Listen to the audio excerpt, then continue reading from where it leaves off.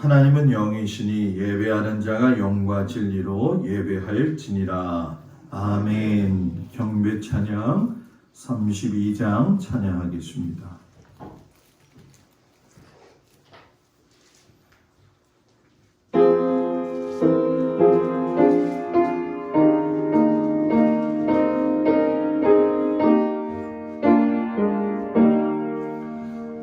만유의 주지 존귀하신 예수 사람이 되신 하나님 나 사모하여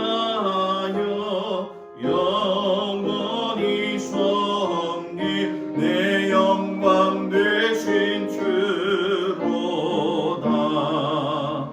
화려한 동산 무성한 저수모 아름답고 묘하다. 순종한 예수 더 아름다워 봄 같은 기쁨 주시네.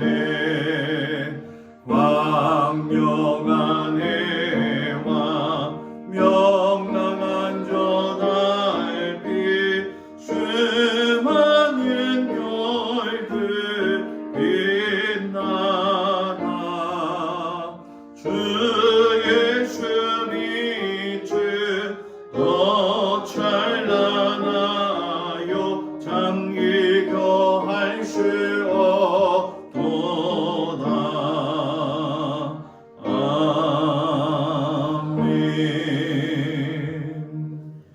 교동문 126번 사순절 세 번째 말씀을 교독하겠습니다. 126번 사순절 세 번째 말씀. 여호와여 나의 영혼이 주를 우러러 보나이다. 나의 하나님이여 내가 주께 의지하여 싸우니 나를 부끄럽지 않게 하시고 나의 원수들이 나를 이겨 개가를 부르지 못하게 하소서. 주를 바라는 자들은 수치를 당하지 아니하려니와 까닭없이 속이는 자들은 수치를 당하리이다. 여호와여 주의 도를 내게 보이시고 주의 길을 내게 가르치소서. 주의 진리로 나를 지도하시고 경원하소서.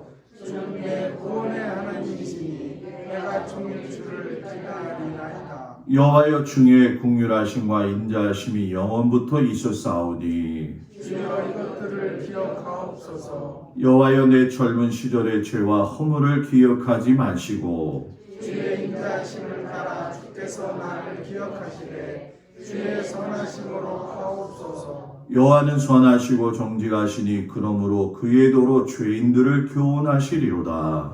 온유한 자를 정의로 지도하시며 온유한 자에게 그의 도를 가르치시리로다. 여호와의 모든 길은 그의 언약과 증거를 지키는 자에게 인자와 진리로다. 아멘.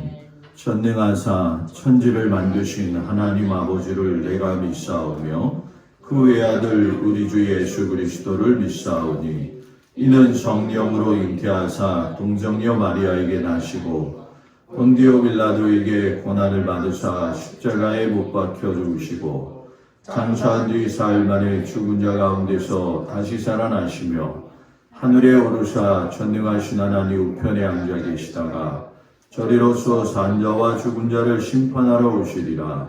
성령을 믿사오며 거룩한 공예와 성도가 서로교통하는 것과 죄를 사하여 주시는 것과 몸이 다히 사는 것과 영원히 사는 것을 믿사옵나이다. 아멘. 송영이장 찬양합니다. 찬양 성부 성자 성령 성삼위일체계 영원 무궁하기까지 영광을 돌리세 영광을 돌리세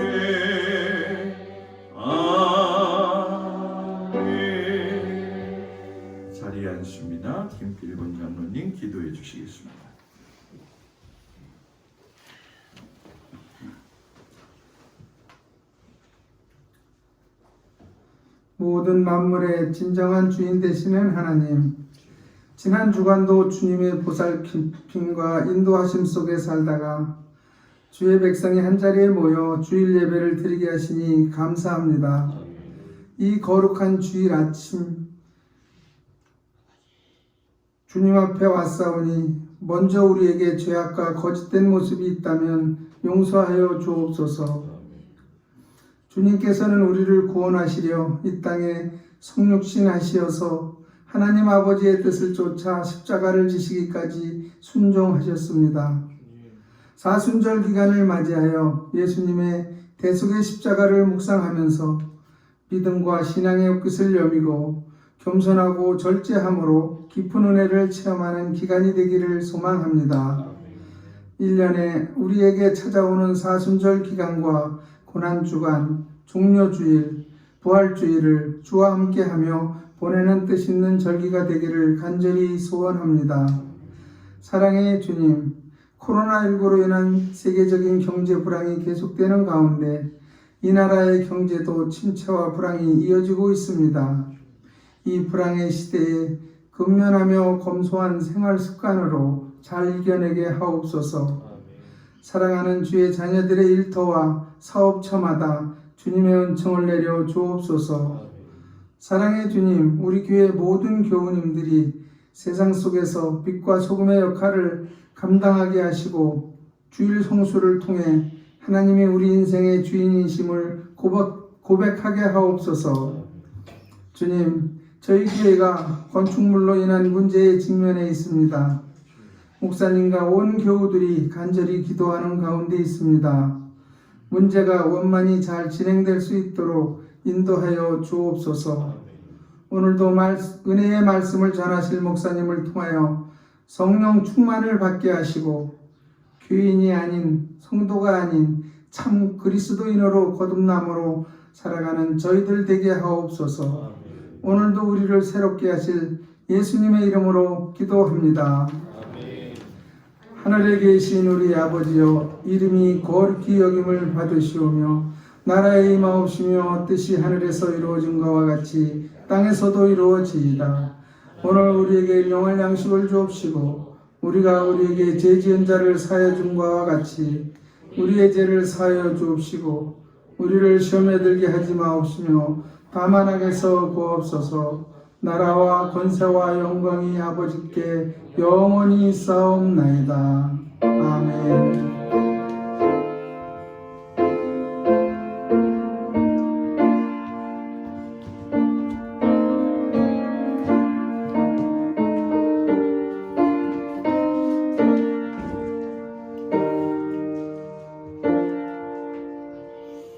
할렐루야. 우리 옆 사람하고 인사합니다. 샬롬. 감사합니다. 환영하고 또 주님 앞에 나온 성도들이 영과 육과 혼이 다 강건하기를 축복합니다. 교회 소식은 우리 공동 기도 제목 끊임없이 하나님 앞에 기도해서 주변의 낙심자들 또 결석자들 하나님의 은혜 가운데 날마다 구원받는 영혼이 넘쳐나기를 축복합니다. 부속 건물에 대한 절차 위에서 기도해 주시고요. 사순절 기간인데 밴드를 열심히 제가 활용을 지금 하고 있는데 잘 따라와 주셔서 감사해요.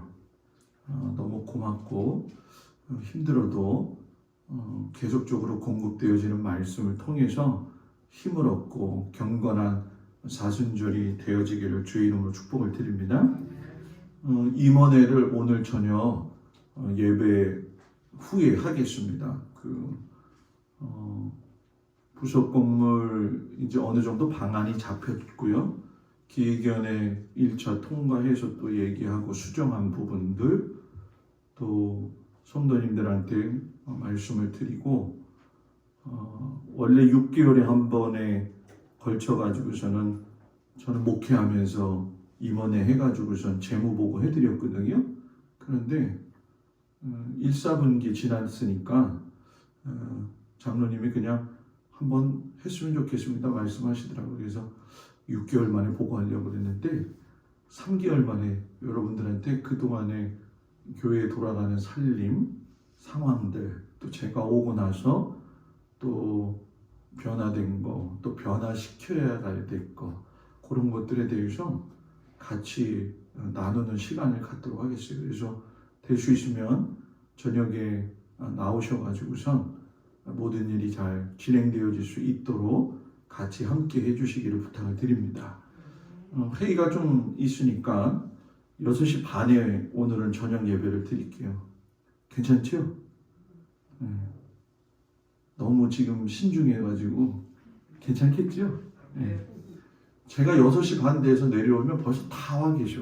그래서 6시 반에 해도 충분하겠다 생각이 들어요. 그래서 뭐 회의는 길게 할 필요는 없지만 간단하게라도 우리가 하나님 앞에 문제 놓고 기도하고 또 주의 은혜 가운데 잘 진행되어질 수 있도록 모든 성도들 협조를 부탁을 드립니다. 379장 부르시면서 하나님 앞에 귀한 예물 드리겠습니다.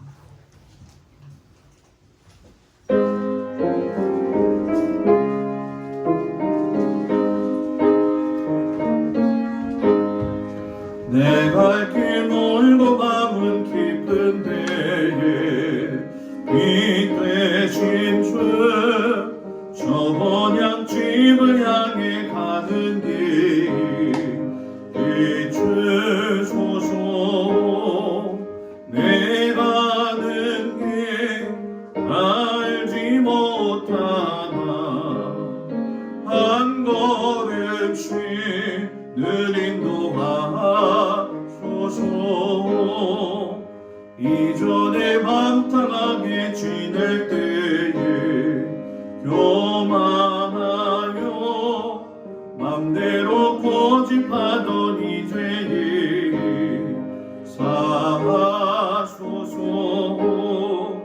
내 죄는 죄 다 기억나시고 주 뜻대로 늘 주장하소서. 이전에 나를 인도하신 주 장애에도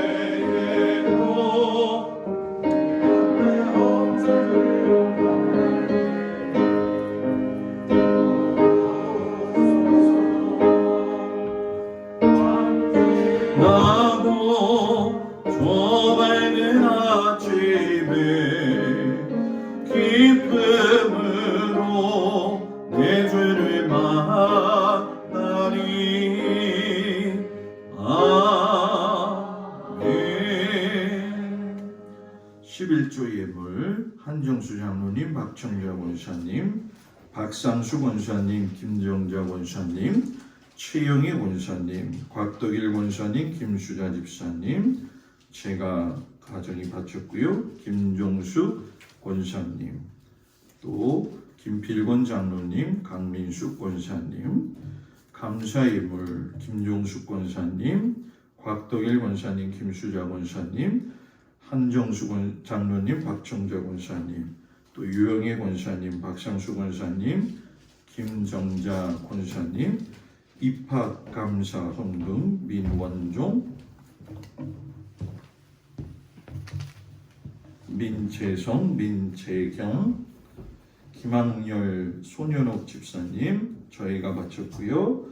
조국현, 김미란, 조우빈, 조아준, 한정은, 조혜준, 조혜술, 강병식 권사님, 오정희 권사님, 박정숙 성도님, 김정린 권사님, 김영미, 오서연, 김정미, 조혜인, 김필권 장로님, 강민숙 권사님, 고승호 집사님, 김찬자 권사님, 고경인, 장수진, 고하음, 고하준, 장민석, 장혜정 하나님 앞에 예물 드렸습니다. 기도합니다. 하나님 아버지, 주의 은혜 가운데 3월이 시작이 되어줘서 봄이 다가오는 것을 저희가 느끼고 있습니다. 이 좋은 계절이 더 좋아야 될 텐데 코로나로 인해 가지고 우리들의 마음이 무겁습니다. 하나님 속히 거두어 주시옵소서. 모든 성도들이 자유함과 평안함을 가지고 살아갈 수 있도록 하나님 은혜 내리어 주옵소서. 특별히 하나님께서 가정을 돌보시고 하나님께서 모든 형편과 사정을 아셔서 채우시고 입히시고 감싸 주시옵소서. 특별히 매월 첫 주에 자녀들을 위해서 예물 드리는 손길이십니다. 피눈물 나는 주님 눈물의 기도로 자녀들의 영혼이 아버지 평안하게 하시고 강성케 하여 주시옵소서. 사랑하는 성도들의 삶을 주님 손아귀에 올려드리오니 붙들어 주시고 강건케 하여 주사 견고하게 하시고 흔들리지 않게 하여 주시옵소서. 축복하며 예수님 이름으로 기도합니다. 아멘.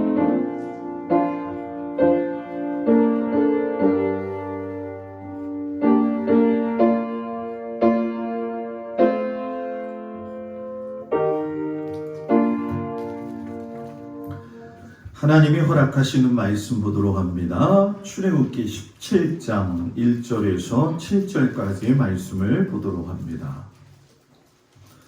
출애굽기 17장 1절에서 7절까지의 말씀을 먼저 보도록 하겠습니다. 말씀을 봉독해 올립니다. 이스라엘 자손의 온 회중이 여호와의 명령대로 신광야에서 떠나 그 도정대로 행하여 르비딤에 장막을 쳤으나 백성이 마실 물이 없는지라. 백성이 모세와 다투어 이르되 우리에게 물을 주어 마시게 하라. 모세가 그들에게 이르되 너희가 어찌하여 나와 다투느냐? 너희가 어찌하여 여호와를 시험하느냐? 거기서 백성이 목이 말라 물을 찾으매 그들이 모세에게 대하여 원망하여 이르되 당신이 어찌하여 우리를 애굽에서 인도에 내어서 우리와 우리 자녀와 우리 가축이 목말라 죽게 하느냐?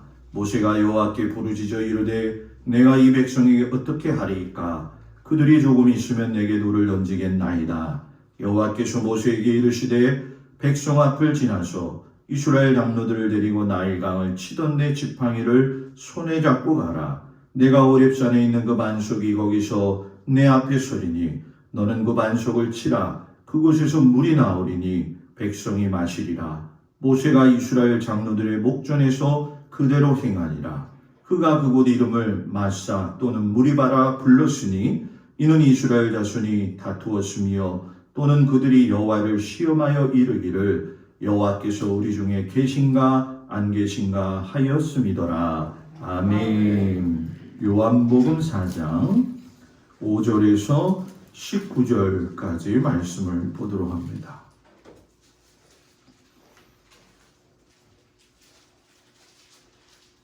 요한복음 4장 5절에서 19절 말씀을 제가 봉독해 올립니다. 사마리아에 있는 수가라 하는 동네에 이르시니 야곱이 그 아들 요셉에게 준 땅이 가깝고 거기 또 야곱의 우물이 있더라. 예수께서 길 가시다가 피곤하여 우물 곁에 그대로 앉으시니 때가 6시쯤 되었더라. 사마리아 여자 한 사람이 물을 기르러 왔음에 예수께서 물을 좀 달라 하시니 이는 제자들이 먹을 것을 사러 그 동네에 들어갔음이로라. 사마리아 여자가 이르되 당신은 유대인으로서 어찌하여 사마리아 여자인 나에게 물을 달라 하나이까 하니 이는 유대인이 사마리아인과 상종하지 아니함이로라. 예수께서 대답하여 이르시되 내가 만일 하나님의 선물과 또 내게 물 좀 달라 하는 이가 누구인 줄 알았더라면 내가 그에게 구하였을 것이요 그가 생수를 내게 주었으리라. 여자가 이르되 주여 물개를 그릇도 없고 이 우물은 깊은데 어디서 당신이 그 생수를 얻겠사옵나이까? 우리 조상 야곱이 이 우물을 우리에게 주셨고 또 여기서 자기와 자기 아들들과 짐승이 다 마셨는데 당신이 야곱보다 더 크니이까? 예수께서 대답하여 이르시되 이 물을 마시는 자마다 다시 목마르려니와 내가 주는 물을 마시는 자는 영원히 목마르지 아니하리니 내가 주는 물은 그 속에서 영생하도록 솟아나는 샘물이 되리라. 여자가 이르되 주여 그런 물을 내게 주사 목마르지도 않고 또 여기 물 기르러 오지도 않게 하옵소서. 이르시되 가서 내 남편을 불러오라. 여자가 대답하여 이르되 나는 남편이 없나이다. 예수께서 이르시되 내가 남편이 없다 하는 말이 옳도다. 너에게 남편 5이 있었고 지금 있는 자도 내 남편이 아니니 내 말이 참되도다. 여자가 이르되 주여 내가 보니 선지자로소이다. 아멘. 기도합니다. 하나님, 우리의 삶에 갈증이 너무나도 많습니다. 영혼의 갈증이 심하여 고갈되면 죽을 수밖에 없사오니 하나님의 영으로 가득 차게 하여 주셔서 우리 성도들이 주님으로부터 받는 은혜의 샘물의 능력을 통하여 기뻐 살아갈 수 있도록 주님 함께하여 주옵소서. 예수님 이름으로 기도드렸습니다. 아멘. 할렐루야. 우리 하나님의 사랑이 모든 성도들 가정이 함께 하시길 축복합니다. 3월 벌써 7일이에요. 그죠?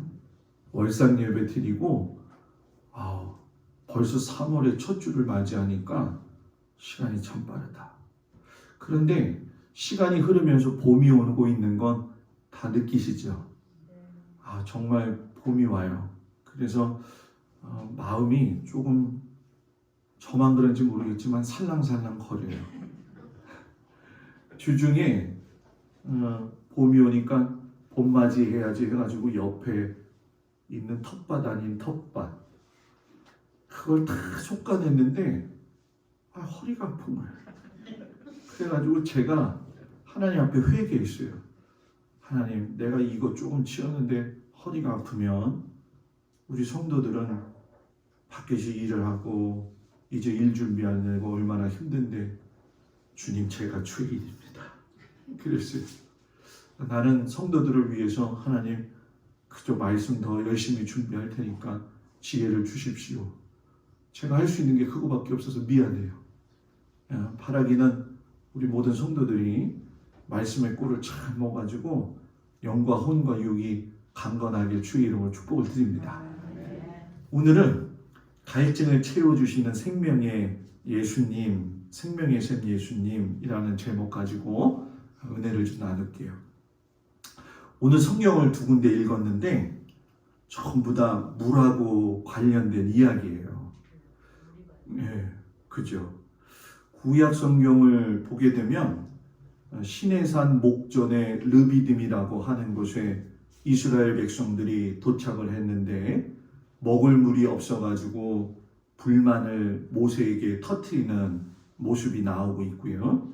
복음서의 말씀을 읽으면은 사마리아의 수가성이라고 하는 곳에 예수님이 도착하셔서 그 마을의 한 여자하고 만나가지고 물에 관한 이야기를 나누시죠. 그래서 오늘은 물과 연결시켜가지고 조금 좀 생각해 보았으면 좋겠어요. 먼저 구약의 말씀을 보게 되면 이스라엘 백성들이 출애굽을 해가지고 홍해를 건너서 처음 만난 광야가 수르 광야거든요. 수르 광야는 야크막한 모래 사막이기 때문에 햇빛이 좀 따가워도 그래도 좀 걸을만 해요.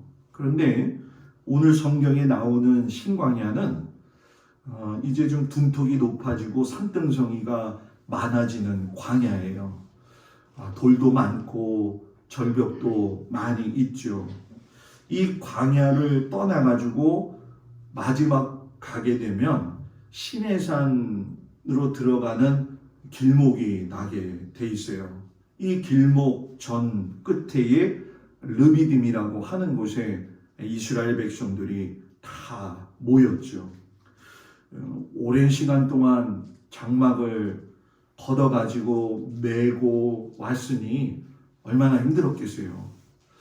성경에는 인원수가 나와 있지 않지만 제가 여러분들한테 성막 가르칠 때 말씀드렸잖아요.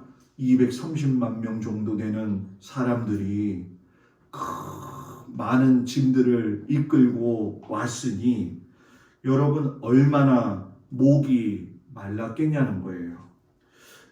그 성경에 보게 되면 출애굽기 17장 1절에 그 현장을 이야기할 적에 르비딤의 장막을 쳤으나 백성이 마실 물이 없는지라 라고 이야기하죠.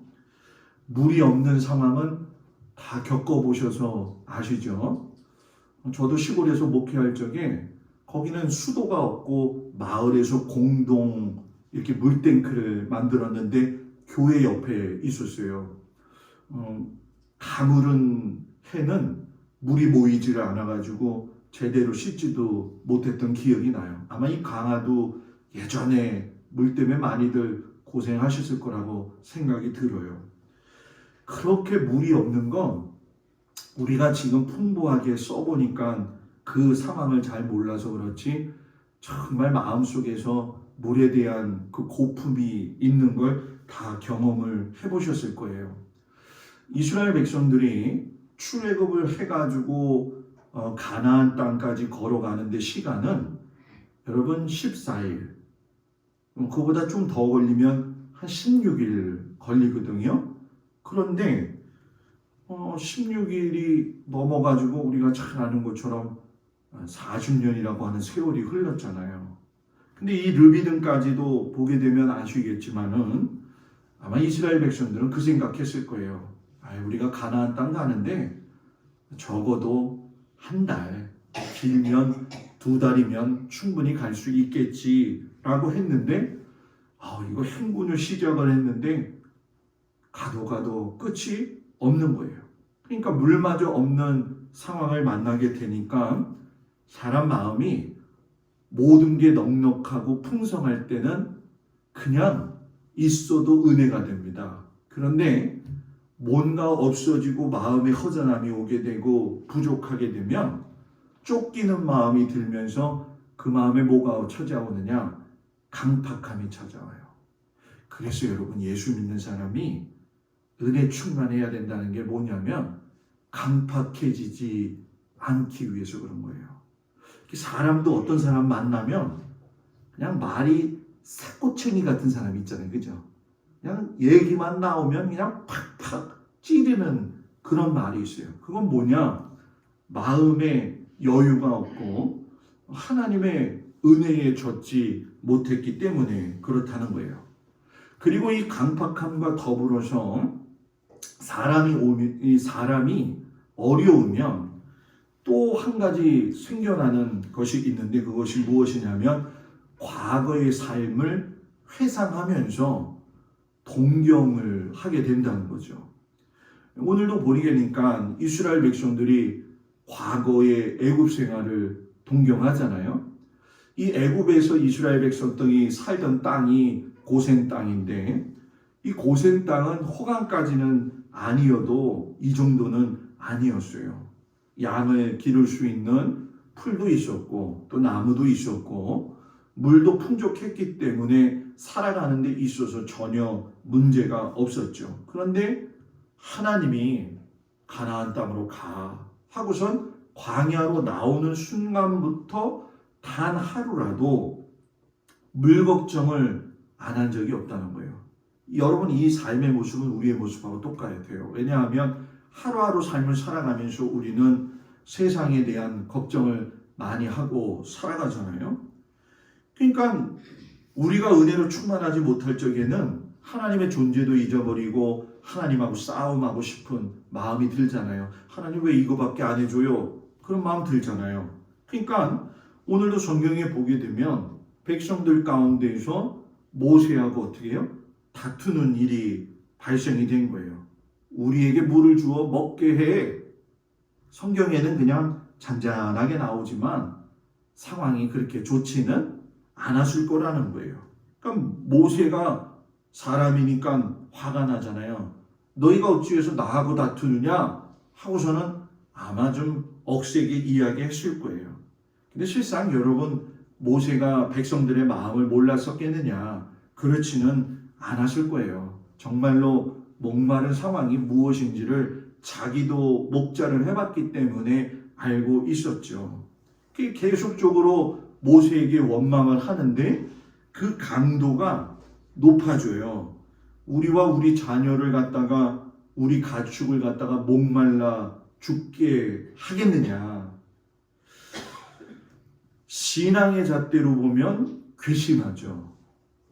왜냐하면 주석가들이 대개의 경우 주석을 할 적에 이 부분을 이스라엘 백성들의 신앙적 태도가 매우 불손했다라고 이야기를 해요. 왜냐하면 이 말의 어근 자체가 보시면 아시겠지만 하나님이 인도해 내신 것인데 이 백성들이 시비 거는 건 누구예요? 모세잖아요. 그러니까 이 상대방 모세에게 하는 이야기는 결국 하나님에 대한 불신의 언사를 하게 됐다는 거예요. 그런데 여러분, 우리가 입장 바꿔서 한번 생각해 보자는 거예요. 주석가들은 그냥 주석하기 때문에 그럴 수 있지만, 입장 바꿨을 적에 내가 물을 못 먹고 있다? 그런데 물을 달라. 이건 무리한 요구는 아니에요. 그러니 모세도 방법을 바꾸죠. 어떤 방법을 바꾸냐? 내가 이들하고 다투지 말고 이들의 심기를 건드리기보다는 이 문제를 가지고 누구한테 내어놓느냐? 하나님 앞에 부르짖어야겠다라고 택한 거예요. 사람하고 해결할 문제가 있고요. 하나님하고 해결할 문제가 있어요. 요거를 빨리 구분하는 게 좋아요. 내가 어떤 계획을 세워서 집에서 어떤 걸 추구해서 나갈 적에 그것이 뭔가 자꾸 브레이크가 걸리고 그럴 적에는 그건 내 노력 가지고 안 되는 거예요. 그러면 누구한테 기도해야 돼요? 하나님한테 기도해야 돼요. 이게 지혜스러운 사람이에요. 이걸 모르니까 노력은 노력대로 했는데 하나님이 안 도와주셨다고 불평하잖아요. 모세가 빨리 상황 판단한 거예요. 이거는 내가 저들하고 싸워서 될 문제가 아니라 하나님 앞에 내가 불을 짓고 기도해야지.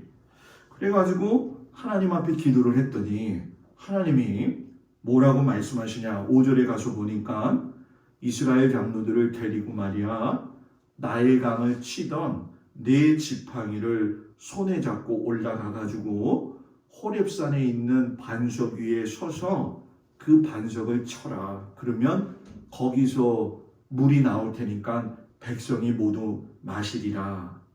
부르짖었더니 애매모호한 응답이 아니라 하나님께서 구체적인 응답을 주셨다는 거예요. 그러니까 오늘날 우리도 애매모호한 게 아니라 하나님은 성경 말씀을 통해서도 여러분들한테 응답하시고요. 설교 말씀 듣는 가운데에도 응답받는 일이 일어납니다. 바라기는 메어 달릴 수 있는 기도의 사람이 되기를 축복합니다. 모세가 하나님의 말씀에 순종하잖아요. 이것도 굉장히 중요한 거예요. 왜? 듣기는 했는데 순종하고 안 하고는 누구의 선택이에요? 나의 선택이잖아요. 제가 여러분들을 너무 사랑해가지고 하나님 앞에서 신앙생활 잘 했으면 좋겠어요. 네, 목사님 열심히 할게요. 저도 기분 좋지만 누가 좋을까요? 하나님이 좋으시겠죠. 근데 여러분들이 살다 보니까 지쳐가지고 힘들 때 있잖아요. 그죠? 그러면 그때는 목사가 그거 하라고 했는데 왜 안 해요? 이렇게 얘기하면 김 더 세요. 그래가지고 교회 오기 싫어. 그래서 목사에게는 뭐가 있어야 되느냐?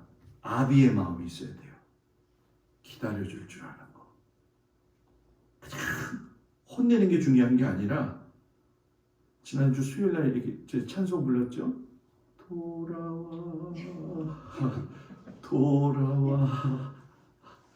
그냥 저는 새벽마다 우리 성도들 놓고 우리 성도들이 하나님 앞에서 애쓰고 수고하고 하나님 말씀대로 살아서 그 능력을 경험했으면 좋겠다. 그래서 제가 토요일 날부터 금요일 날부터 새벽 예배 설교를 녹음을 해가지고 보내드리잖아요. 그죠? 내가 자랑하려고 하는 게 아니라요. 나도 피곤해요. 그거 하는 거 피곤해. 하는 게 신경이 많이 쓰여요. 그리고 사순절 묵상 어렵죠, 여러분들. 솔직히 말하면. 그죠? 저도요, 되게 어려워요. 그래가지고 성도들한테 밴드에 올릴 적에 그거 하루를 올리기 위해서 얼마나 매달려가지고 의자에 앉아가지고 씨름해가지고 올리는지 몰라요. 목사님이 또 자랑하고 있네. 그렇게 생각하지 말고 여러분들의 영혼을 위해서 제가 할 수 있는 일은 그거밖에 없거든요. 제가 대신 땅을 파줄 수도 없잖아. 그러니 사랑하는 성도 여러분 생각해 보세요. 모세가 할 수 있는 건 백성들을 위해서 하나님 앞에 기도하는 거예요. 우리 남자 되시는 권사님, 장로님, 신앙의 호주가 되시지 못한 경우도 있겠지만 자녀들 위해서 기도하는 게 얼마나 큰지 몰라요. 그건 놀라운 거예요. 그 아버지만 그 신앙의 호주만 할 수 있는 특권이죠. 물이 팡 터졌으니까 여러분 어땠을까요? 너무너무 기분이 좋았겠죠.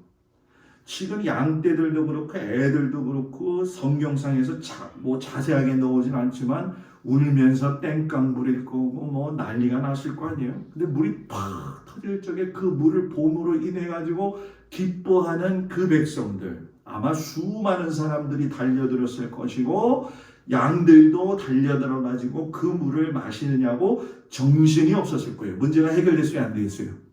해결됐죠. 해결됐죠. 자, 그런데 여기서 중요한 게 뭐냐?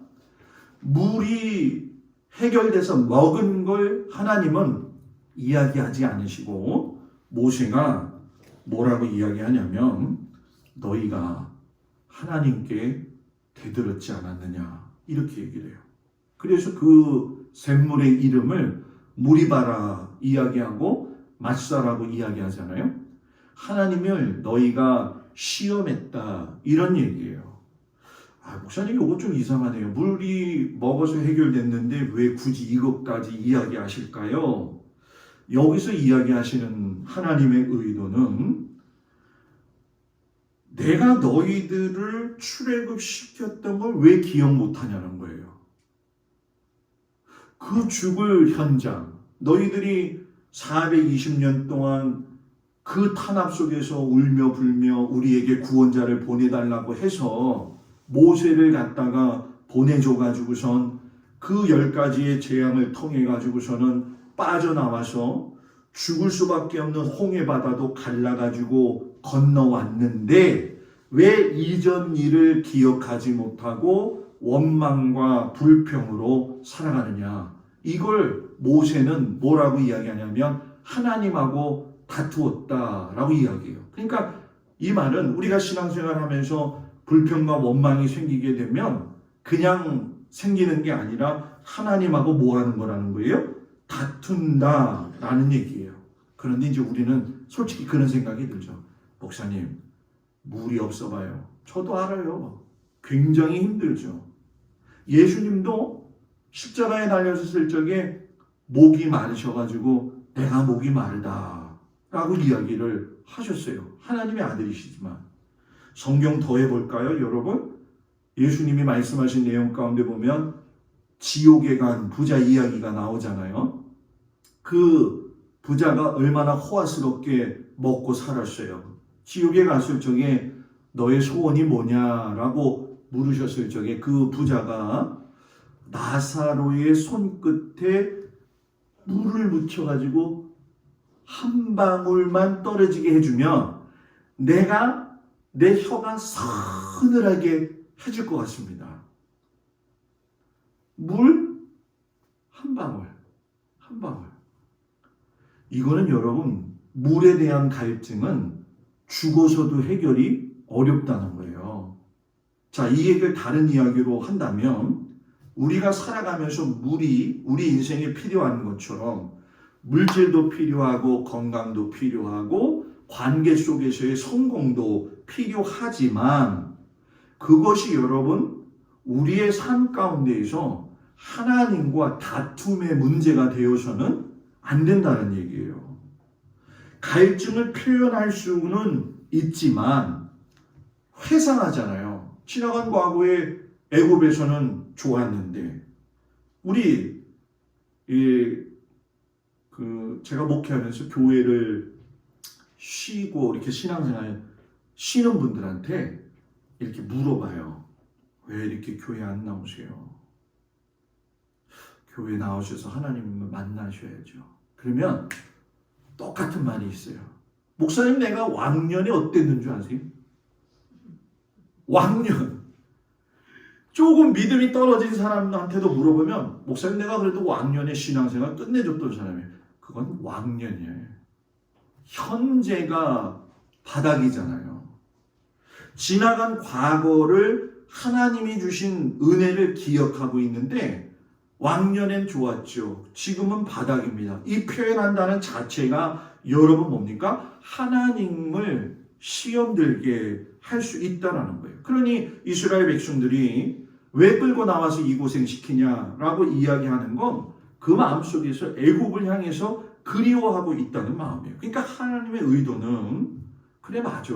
지금 안정되지 않은 인생을 살아가고 있지만 지나간 과거 속에서 네가 조금 누렸던 물질의 문제, 네가 조금 성공했다고 했던 그 문제가 끊어진 지금 이 현실 앞에서 그때 너를 있게 해줬던, 너를 존재케 했던 나를 왜 지금 잊어버리고 한 발자국도 하나님 앞으로 나아가지 못하고 있느냐라고 우리에게 말씀하시는 거죠. 그래서 세상을 보는 눈이 더 크게 열리면 하나님의 사람이라 할지라도 하나님에 대한 관심이 여러분 뭐예요? 떠나가게 되어져 있는 거예요. 여러분 우리가 살다 보면 그런 생각 가지고 있잖아요. 아, 내 인생이 왜 이렇지? 내가 그렇게 노력했는데도 왜 안 되지? 우리 집은 왜 이러지? 이러다가 인생 끝나고 마는 거지 뭐. 살다 보면 그럴 때 있잖아요. 그죠? 문득 스쳐가는 감정. 요런 걸 문득 스쳐가는 감정이거든요. 아, 이거밖에 안 되나? 그런데 잘 생각해 보세요.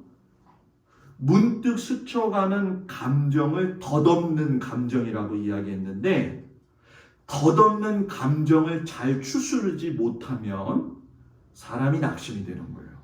그러면 그 속에서 병이 찾아와요. 심리학자가 이걸 뭐라고 이야기하냐면 가면성 우울증이라고 이야기해요. 가면을 썼다는 거예요. 사람들이 자존심이 세가지고 남한테는 자기 어려운 거 이야기 안 하잖아요. 그죠? 그러니까 혼자만 가지고 그냥 웅크리고 있는 거. 겉으로 볼 적엔 아무렇지도 않은 척하고 있는 가면성 우울증. 그러다가 그런 사람이 어느 날 갑자기 자살하잖아요. 심각한 거죠. 사람은요, 누구나 다 살면서 삶의 어려움이 있고요, 힘듦이 있어요. 돈을 아무리 많이 가지고 있는 사람이라고 해도 그 사람만이 가지고 있는 어려움이 인생에서 제일 큰 어려움이라고 이야기를 하잖아요. 그래서 저는 어떻게 보면 이스라엘 백성들은요, 참 속 좋다 이런 생각을 해요. 왜? 그들은 기분 나쁘면 하나님 앞에 뭐예요? 토해 놓잖아요. 그러니 여러분, 믿음의 생활을 할 적에 정말 중요한 게 뭐냐 하면 이 이스라엘 백성들이 하나님 앞에 토해내는 것처럼 내 마음에 근심과 걱정이 있으면 토해낼 수 있는 은혜가 있어야 될 줄 믿습니다. 사람 붙들고 아무리 얘기해도요, 그 사람이 아무리 친해도요, 그 듣을 적에 위로해 줄 것 같죠? 여러분 아니에요. 목사가 제일 힘들 때가 언제냐면은 성도들이 하나님 나라 갈 때잖아요. 그런데 병을 앓고 가시다가 보면은 기도도 많이 하고 신방도 많이 하잖아요. 그런데 갑자기 돌아가실 적에는 목사도 당황해요. 아버지가 돌아간 자녀를 놓고 목사가 가서 성경적으로 이건 하나님의 뜻이야, 우리가 잘 모르는 뜻이야, 이런 말 할 수 있나요? 저는 못해요. 그렇게 이야기할 수 없어요. 그때는 목사가 해야 될 게 뭐냐? 가만히 가서 옆에 앉아주는 거, 울면 같이 울어주는 거. 그래서 저는 목회는 성도들의 가까이 있는 것이 목회다. 목회다. 성도들이 필요할 적에, 요즘은 그런 게 없어졌어요. 그죠? 예전에는 우리가 신앙생활 할 적에 그냥 어르신들 어렵고 힘들면 목사님 나 이거 힘들어요. 그러면 이렇게 기도하고 목사님 찾아오셔서 이렇게 해주고 했던 게 있는데 요즘은 신방 오는 것도 별로 안 좋아한다고 그러더라고. 그만큼 삭막해진 거거든요. 근데 저는 그렇게 생각하지 않아요. 목사는 성도들의 삶에 아주 깊은 곳까지, 왜냐하면 태어나는 요람에서 죽는 무덤까지를 인도하는 사람이 목사이기 때문에 그래요. 제가 지난번 교회 권사님 한 분이 돌아가셨잖아요. 뇌종양으로. 새벽 기도만 끝나고 가면은 차에 타가지고 저한테 그러는 거예요. 아, 목사님 이상해요. 제가 꿈을 꿨는데. 그래서 뭐예요? 그랬더니 내가 죽었는데 목사님이 내 관 앞에서 나를 인도해 가셔요. 들으면서 기분이 별로 안 좋죠. 왜? 죽는 얘기니까. 같이 기도해요. 한 번으로 끝났으면 되는데 두세 번을 그러시는 거예요. 예사롭지 않은 거죠. 그리고 나서 여선교회 제주도로 같이 놀러 갔었어요. 근데 생태공원에 들어가다가 그 권사님이 급하게 다른 권사님하고 빠져나와가지고서는 나가는 걸 제가 보았죠. 민망한 거예요. 목사님한테도 얘기하기가 힘든. 왜 그런가? 나중에는 그런 허물까지도 이야기하셔요. 목사님, 내가 그날 화장실을 내가 마려워서 가야 되는데 걸어가는데 그냥 흘렸어요. 이러시는 거예요. 그게 징조였던 거예요. 그때 지나서 1년 지나가지고 집에서 서 있다가 그냥 쓰러지신 거예요. 그 남편이 놀랬죠. 왜 이러지? 병원에 가서 샅샅이 검사를 했는데 뇌에 종양이 있는 거예요. 3번인가 4번인가 저한테 목사님이 내 관 앞에서 나를 인도하고 가셔요. 이야기를 들은 게 마음이 확 와닿죠. 마지막 돌아가시는 그 순간까지 제가 보통 장례를 치를 적에 성도들 시신을 이렇게 만질 때가 있거든요. 그런데 그분의 얼굴을 제가 이렇게 쓰다듬어 줬어요. 너무 참하게 돌아가셨거든요. 그분의 말대로 그분의 시신을 앞에서 제가 인도에서 가는 제 모습을 보면서 목사는 마지막까지 성도들하고 같이 있는 거다. 저하고 여러분하고 그렇게 살아야 돼요. 그렇게 살아야 돼요. 네. 그게 하나님 기뻐하시는 거예요. 그게 진짜 믿음의 사람들이고요. 제일 중요한 게 뭐냐? 이런 저와 여러분의 신앙생활을 할 적에 여러분도 놓치지 말아야 하고 저도 놓치지 말아야 될 게 뭐냐면 이스라엘 백성들의 문제처럼 과거의 기억에서 하나님과의 관계를 지우면 안 돼요. 이걸 갖다 다른 말로 이야기할 적에 편하게 이야기하면 과거를 해석하는 능력이 좋아야 된다. 이 사람은 좀 뭘 보고 해석을 잘해야 돼요. 못 보던 성도가 새벽 예배를 나왔어요. 목사가 제일 두려워할 때. 왜? 갑자기 나온 건 뭔가 문제가 있잖아요. 그러니까 겁나거든요. 그런데 우리도 마찬가지예요. 어떤 성도가 새벽 기도를 나오거나 주일날 저녁 예배를 나왔을 적에 우리는 바라보면서 그 얘기를 해야죠. 해석. 저 성도네 집에 무슨 일이 있나 보다. 저 뭔지 모르겠지만 같이 기도해 줘야겠네. 또 해석. 저 인간이 왜 왔지? 뭔 일이 터졌나? 에헤, 저거 봐. 그럴 줄 알았어. 해석의 차이가 달라요. 우리는 이스라엘 백성들의 실수 속에서 뭘 봐야 되느냐? 물 문제를 해결하는 건 하나님의 주권이에요. 하나님의 능력이에요. 우리 삶의 모든 문제는 하나님이 해결하셔요. 문제는 뭐냐? 그 해결하셔서 이제 해결됐네 이게 중요한 게 아니라 해결되어지는 과정 속에서 하나님의 존재를 내가 무시하고 하나님의 그 은혜를 잊어버리면 안 된다는 거예요. 저는 저와 여러분이 사막에서 물이 고갈되면 죽는 것처럼 우리의 신앙 가운데 하나님의 은총과 사랑이 고갈되지 않기를 주의 이름으로 축복을 드립니다. 자, 그럼 복음서 본문 잠깐 얘기해 볼게요. 예수님이 수가성 여인을 우물가에서 만나셨어요. 이 우물가 이름이 야곱의 샘물이죠. 예수님도 물을 마시러 우물가에 가셨고 이 여자도 사람들의 눈을 피해가지고 물을 길러 나온 것이에요. 그러니까 이 두 분 다 물을 먹어야 되는데 오늘 성경을 읽어보면 우물가에서 우물은 먹지 아니하고 물 얘기만 하고 있어요.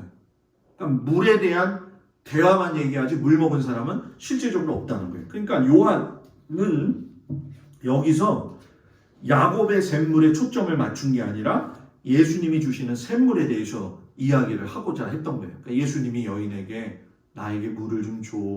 이 얘기는 이 물 줘서 나 먹게 해줘 이 얘기가 아니에요. 무슨 얘기냐면 너의 인생 가운데 갈증이 일어나고 너의 인생 가운데 외롭고 목마르는 것을 내 앞에 놓아라. 그러면 내가 너에게 뭐예요? 생수의 물을 주겠다. 이 이야기거든요. 근데 이 여자가 당황을 하죠. 뜬금없이 뭐라고 합니까? 사마리아 여자인 나한테 왜 물을 달라고 해요?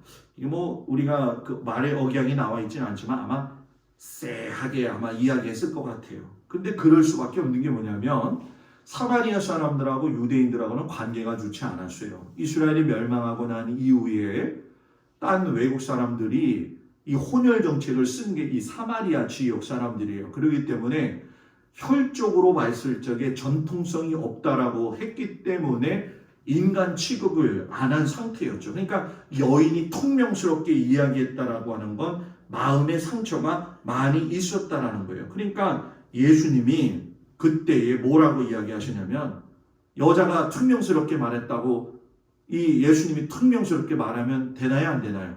아니죠. 여기서 아주 잔잔하게 네가 말할 하나님의 선물과 또 내게 물 좀 달라고 하는 이가 누구인지 알았더라면 내게 구할 것인데 그가 내게 생수를 줄 것인데 여러분 예수님의 모습 속에서 전형적인 유대인의 모습이 보이지 아니하고 조심스럽게 나가세요. 쉽게 설명할까요? 함부로 충고하지도 않으셨어요. 설교하지도 않으셨어요. 설득하려고 하지도 않으셨어요. 강요하려고 하지도 않으셨어요. 조심스럽게. 공자가 논어 15장에서 뭐라고 이야기했냐면 공자 얘기를 해서 좀 그렇지만 그 사람 말이 요 말에 어울림이 있어요. 뭐라고 그러냐면 더불어 말해야 함에도 불구하고 말하지 않으면 사람을 잃는다. 더불어 말해서 아니 될 사람과 말하면 말을 잃는다. 지혜로운 자는 사람을 잃지도 않고 말을 잃지도 않는다. 여러분 이게 무슨 내용이에요?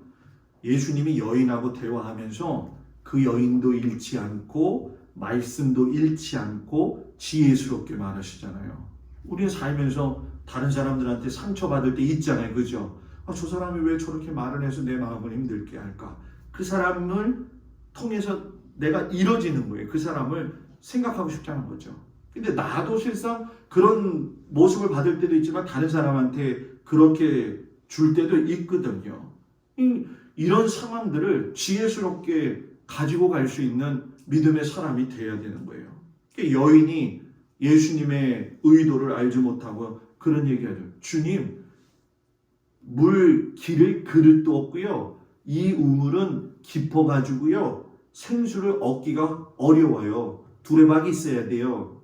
하늘의 일로서 내가 너한테 생수 줄게 라고 이야기하면 여자는 우물물 깊어요. 완전히 다른 이야기하는 거예요. 내가 너에게 생수 줄게. 두레박도 없잖아요. 어떻게 퍼요? 이런 상황이에요. 그런 그 상황에서 예수님이 뭐라고 하시는 거예요? 뜬금없이 야, 네 남편 가서 불러와. 여러분 이거 굉장히 뜬금없는 얘기예요. 예수님만이 심령을 꿰뚫으신다는 얘기인데 여자가 나는 남편이 없어요. 그랬더니 호적 조사를 어떻게 하셨는지 예수님이 너에게 남편 5이 있었지? 지금 있는 네 남편도 남편 아니지? 여자가 깜짝 놀라니까는 여자가 뭐라고 얘기해요? 내가 보니까 예수님은 선지자입니다. 여러분 여기서 예수님이 그 여자의 흉어물을 끄집어내는 게 아니라 너 남편 5 있었지. 이 얘기는 뭐예요? 너가 남편 바꾸면 인생 편하게 살 줄 알았지? 얼마나 너 힘들었니? 한 남자랑 한 여자랑 산다는 게 힘들어요? 쉬워요? 어려워요. 한 여자랑 사는 거, 한 남자랑 사는 거 정말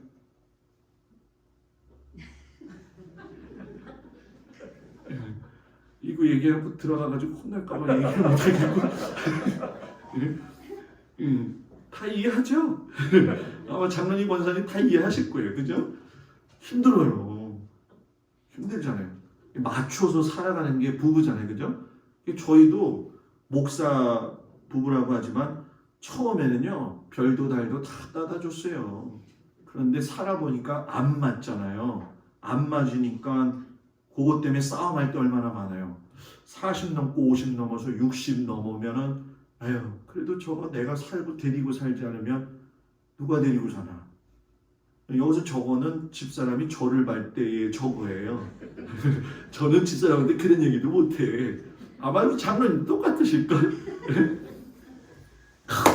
이게 인생이잖아요. 그냥 맞춰서 살아가는 건데 이 여자가 5명이라고 하는 남편을 얻었다는 건 요 남편하고 좀 살아보면 좀 괜찮을 것 같기도 하고 살아보니까 똑같고 그렇다고 해서 요 남편하고 살아봐도 뭐 별게 다를 게 없고 경험으로 느낀 거예요. 그러니까 예수님이 그걸 보시면서 뭐라고 이야기하냐. 너는 남자 만나가지고 너의 인생의 목마름이 해결될 줄 알았지만 아니지 않냐. 예수님이 이걸 말씀하시는 거예요. 이걸 우리의 현대적 해석으로 하면 뭐라고 하냐. 너가 그렇게 너의 노력으로 인간적인 삶을 살려고 노력했는데 그게 되니? 이 얘기를 하시는 거예요. 삶의 곤고함만 쌓이지 않느냐 이 이야기를 물으시는 거죠. 여인의 목마름이 해결되지 않았던 그 모습처럼 이스라엘 백성들이 그랬고 또 우리들도 그렇게 살아가고 있는 그때에 예수님이 여자한테 말씀하시는 거죠. 이 물을 마시는 자마다 다시는 목마르지 아니하려니와 내가 주는 물을 마시는 자는 영원히 목마르지 아니하니니 내가 주는 물은 그 속에서 영생하도록 솟아나는 샘물이 되리라. 이게 뭐예요? 내가 영원히 솟아나는 샘물이다 이야기하는 거예요. 인생의 문제의 근원적인 해결은 나를 만남으로 해결되어지는 거다. 사순절은 원초적인 갈증을 찾아서 헤매이던 우리들이 멈추고 하나님 앞에 집중하면서 영원히 목마르지 않는 예수님을 만나는 귀한 시간인 줄 저희들이 깨닫기를 축복합니다. 예수님의 말씀만이 우리 안에 샘물 되심으로 인해서 내 이 피곤한 곤고한 삶에도 주님 때문에 살 수가 있고 주님 주시는 용기로 살 수 있다는 것. 그리고 무엇보다도 중요한 건 뭐냐. 그 곤고한 삶에 주님이 같이 함께하고 계시다는 거예요. 그게 소망이 되고 기쁨이 된다는 거죠. 샘이 솟는 옹달샘 되시는 예수님. 그분이 오늘 저와 여러분에게 오셔가지고 말씀하시는 거예요. 나를 마셔라. 이 아침에 주님을 마심으로 인해서 여러분의 영혼에 고갈되어져 있는 영적인 곤고함들이 해결받고 세임 얻고 돌아가는 귀한 성도들이 되기를 주님의 이름으로 축복을 드립니다. 다 같이 일어나셔서 몸이 아픈 곳에 손을 얹고 제가 축복 기도하겠습니다.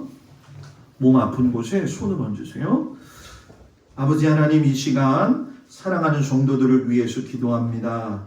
주님 아픈 곳에 손을 얹어 싸우니 주님 찾아오셔서 우리 주 예수 그리스도의 보혈의 은혜의 능력으로 치유케 하시고 깨끗하게 하여 주시옵소서.